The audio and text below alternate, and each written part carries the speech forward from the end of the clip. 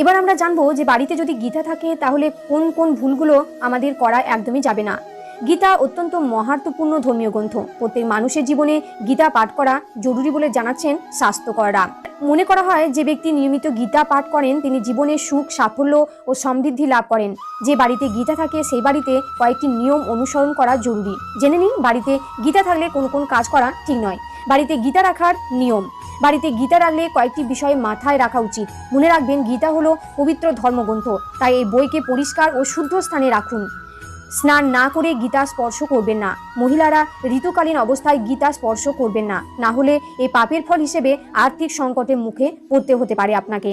শ্রীমদ্ ভাগবত গীতা ভুলেও মাটির উপর রেখে পড়বেন না।